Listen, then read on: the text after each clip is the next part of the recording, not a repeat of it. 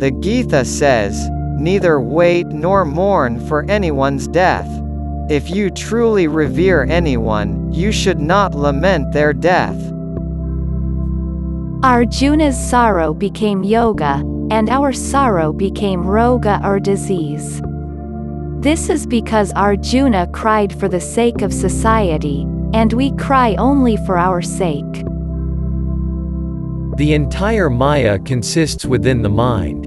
Not knowing this, we think that Maya exists somewhere outside. If you reform your mind, you feel God has bestowed boons upon you.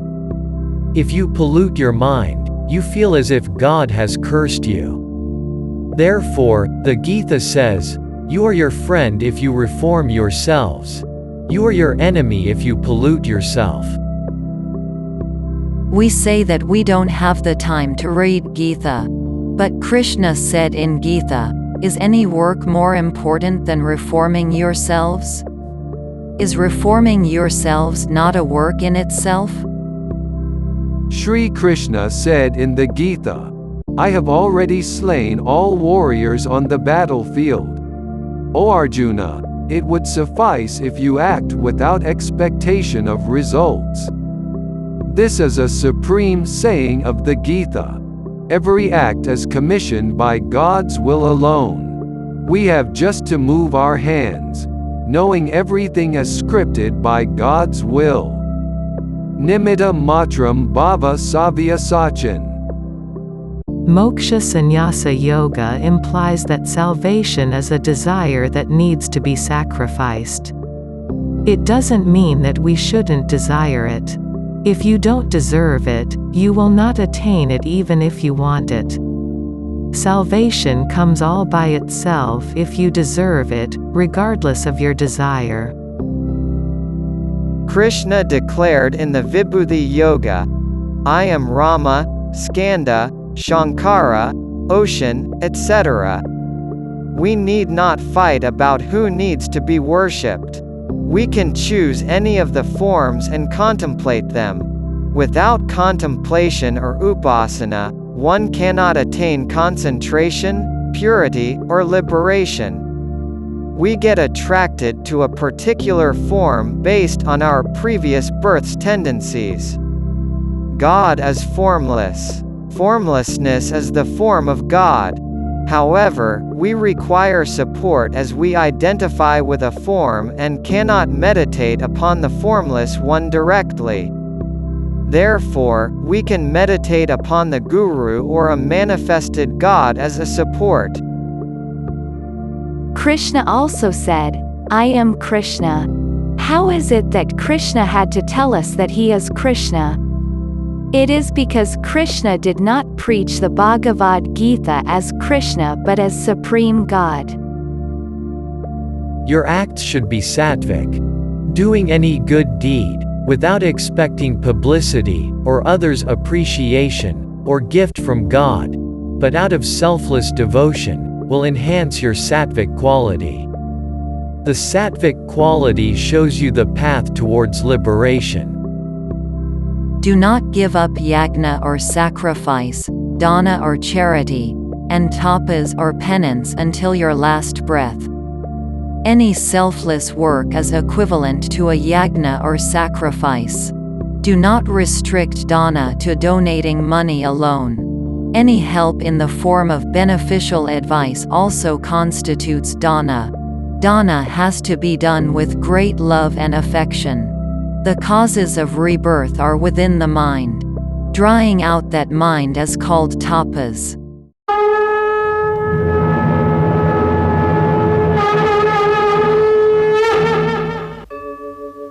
यदा यदा हि धर्मस्य ग्लानिर्भवति भारत अभ्युत्थानम् अधर्मस्य तदात्मानं सृजाम्यहम् परित्राणाय साधूनां विनाशाय च दुष्कृतां धर्म संस्थापनार्थाय संभवामि युगे युगे. Spiritual knowledge exists forever. It bestows us with the wisdom and power to discriminate between the truth and untruth, between the permanent and transient, and between the self and non-self. Krishna declared in the Gita, Brahma Vidya is the kingly science. I am the Brahma Vidya or self-knowledge. The Lord said, by constantly contemplating God, the jiva or individual soul becomes God. The jiva has to become God but not devil. But this society does not allow a jiva to be converted into God. Society may admire a jiva converted into a devil, but many people in the world lament when jiva is converted into God. However, don't care them. This is the way of the world. The Lord said, if you possess equanimity, if you lead an egoless life, if you practice sattvic quality, if you ensure that there is no pomp and show in your thoughts, words, and deeds, all the tendencies that bring about your rebirth are burnt to ashes here and now. You will attain self-knowledge. The body is burnt in the burial ground. The good deeds represent the golden chains, whereas the evil deeds represent the iron chains. Both of them bind us equally. All the merit and demerit, for the good and evil done, accompany the jiva in his life after death. The jiva carries the luggage of his merit and demerit after death. One should avoid carrying such luggage, which is possible only by practicing equanimity. The Lord has prescribed several methods and practices like contemplate upon me alone, perform only those acts endearing me, talk only about me. He has prescribed so many techniques that he can catch hold of our hair at some point. The Lord said, if not in this manner, do it in that manner. If not in that manner, do it in this manner. Who else can state thus except our lover? God possesses boundless love for us and wants to merge us within him, so he has prescribed innumerable methods and practices in the Gita. God asked us to sacrifice the following three: attachment, fear, and anger.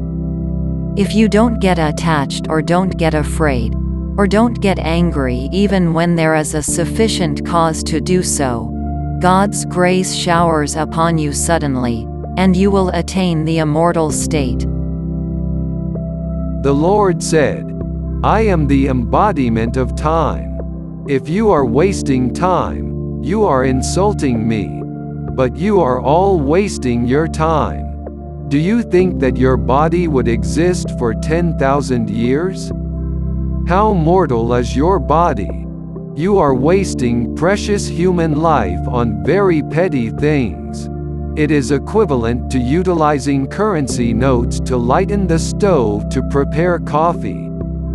If you waste your time, even if you ask for a little spare time before death, you will not be granted.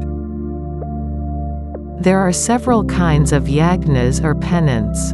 Of all the yagnas, the Lord said, I am the japa yagna. Japa yagna does not involve spending even a single rupee. If you keep chanting his name, your mind will be purified. The Lord said, none can conquer my Maya without my grace. Suppose you possess Lord Krishna's grace and are inflicted with that hardship that no one else gets. Let it come. The Lord can convert hardship into happiness. He is Lord Krishna. Therefore, even if your external circumstances are favorable, don't be proud of them. It is all Maya. The Lord said, whoever possesses my true grace, I will ensure they do not possess any riches and wealth. Not that I don't have any love for them. It is because they may forget me when they become prey to Maya, which exists in the form of money. You cannot attain self-knowledge without my grace. Narayana exists as the indweller within us. If you enter the heart, your abundant sorrow will become abundant joy.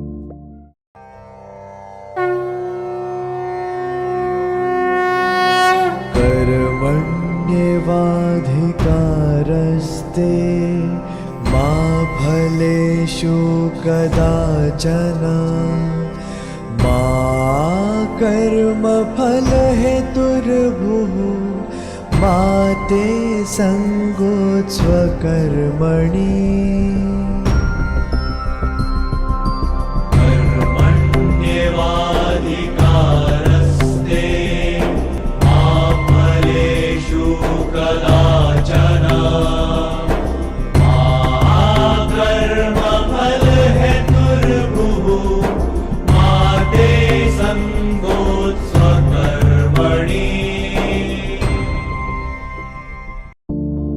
Meditate upon Krishna's form, remember his name, consider him your nearest relative, contemplate his preaching, and drench your minds and senses in him. Only then will our minds and senses be reformed. The reformed mind gets introverted. The external Narayana hands you over to the internal Narayana. The Lord said, O Arjuna, possess vyavasayatmaka buddhi, or steady thinking faculty where there is no wavering.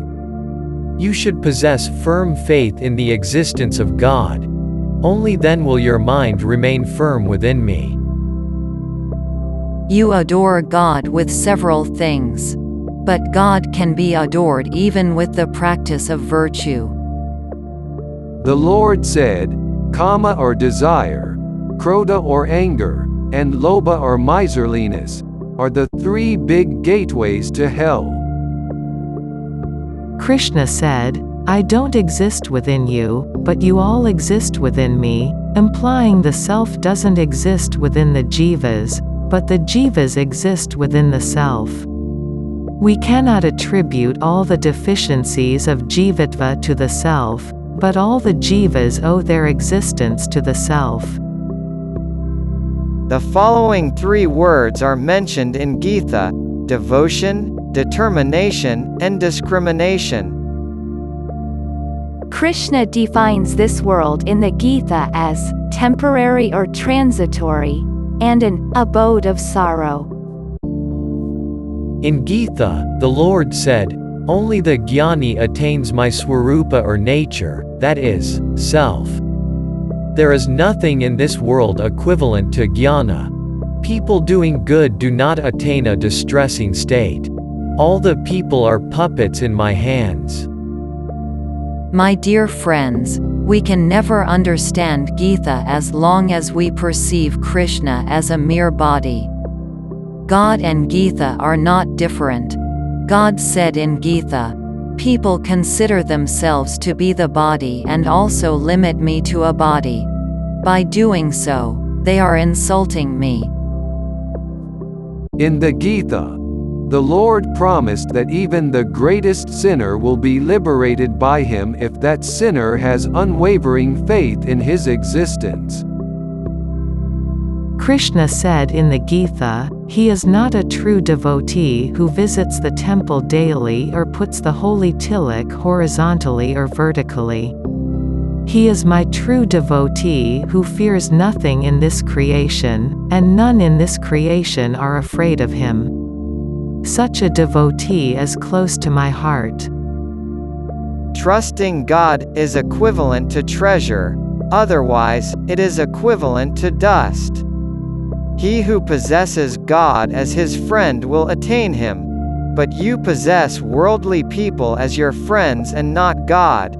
God prescribed certain activities as forbidden, for they result in sorrow.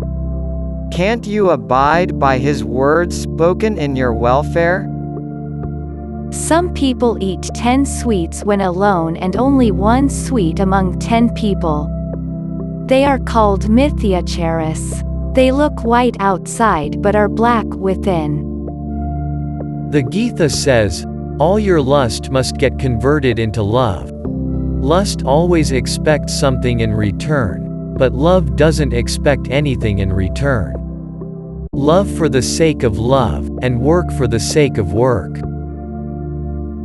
Krishna says, it is a long, long struggle.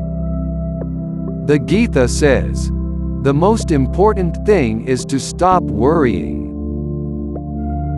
Try to view God in everyone. Then you will attain equanimity. Lord Krishna said, enjoy eternity in every place and every time. The Lord said, don't be careless in studying Gita and preaching it to others, to the extent you have understood it. He is very close to my heart, who preaches Gita to others in an understandable manner. There is no greater devotee or lover to me than him.